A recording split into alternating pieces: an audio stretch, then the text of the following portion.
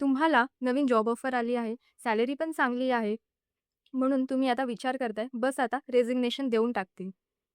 पण 1 मिनिट, मी खूप प्रोफेशनल्सला पाहिलं आहे, ती हाय पॅकेज बघून जॉब स्विच करतात, पण काही नाही महिन्यानंतर ते म्हणतात, की ही कंपनी जॉइन करायला नको होती.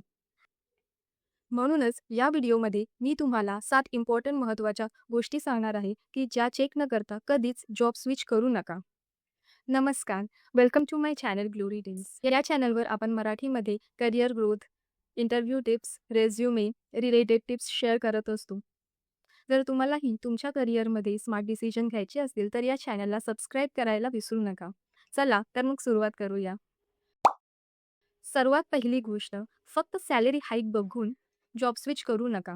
समजा तुम्हाला 35% हाईक मिळते, पण ऑफिस घरापासून लांब आहे, डेली 3-4 तास ट्रॅव्हलिंग आहे, वर्क फ्रॉम होम फॅसिलिटी नाही आहे, वर्क फ्रॉम ऑफिस कंपल्सरी आहे, सॅटर्डे पण वर्किंग आहे.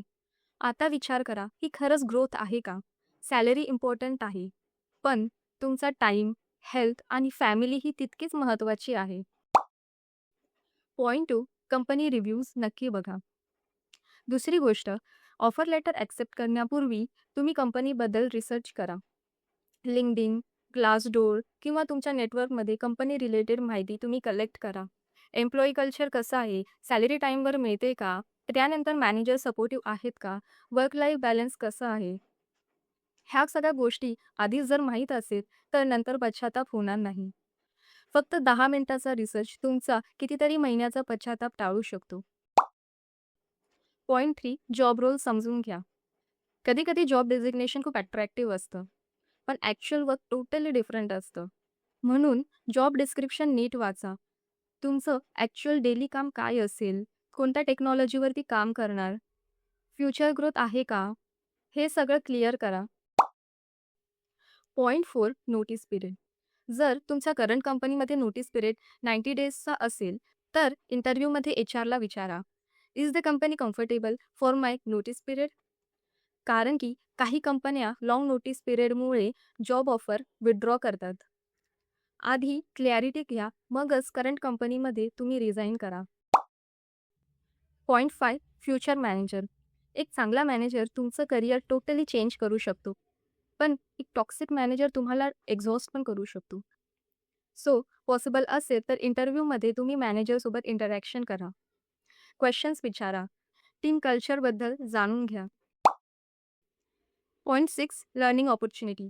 मी नेहमीच सांगते, सॅलरी वाढली म्हणजे करिअर ग्रोथ नाही.